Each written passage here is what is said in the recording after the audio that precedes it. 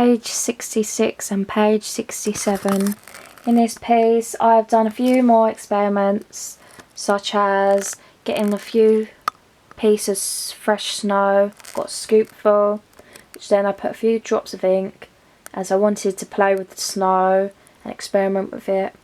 Doing this, the snow began to melt and then the ink collided together, creating such bumps, which in the result, after all the ink began to set whilst also running off the page, which I tried to save by getting paper towel, wiping it off my tray and then placing the ink drops back onto the centre whilst trying to not making the stream go all the way down again. Though when doing this, most of the blue and yellow collided, besides the yellow contracting back to here and the blue that levelled with the green mixed together. This was just for fun because I wanted to experiment with snow for the first time, which is quite hard to do, and it was unreliable how long the snow would last, especially if it rains. As for this experiment, this was more reliable, as when I was doing my mono previously, I needed to know if it would print on my mask, otherwise it'd ruin my idea completely. Doing this, I printed on the blue sides, which I used one shoe to try and transfer, which has worked very effectively in this piece. You can see all the detail of the shoe as well and the little gaps between each side. I like this piece because it shows that the mono will work on fabric and cloth. Though I did try to do it on the plain white side, which was very too faint.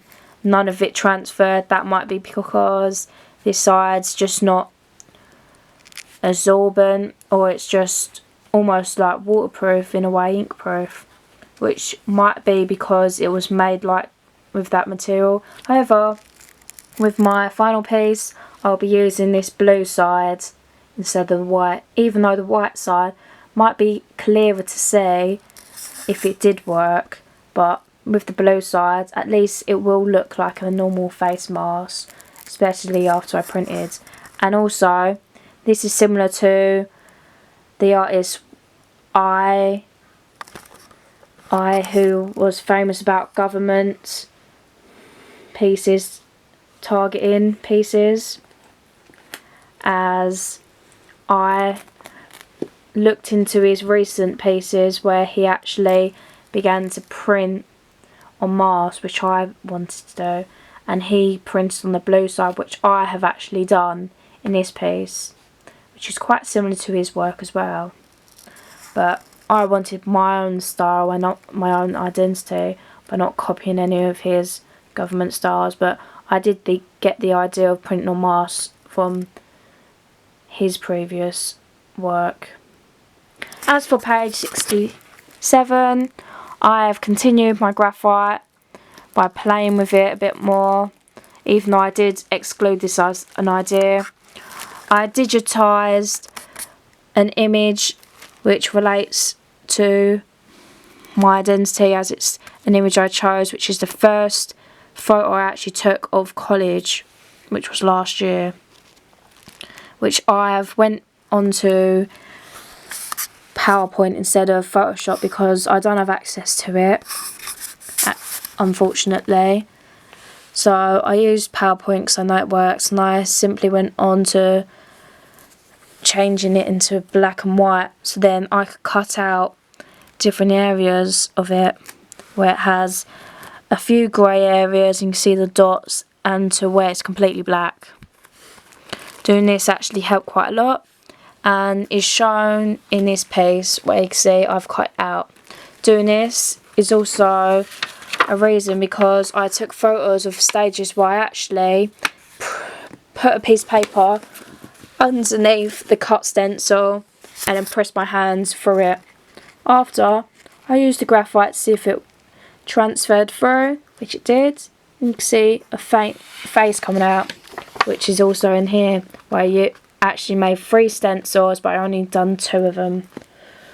This one was grey patches where you can see the outline, of the face where it's not covered, but you can see the dark patches from where my handprints will push through.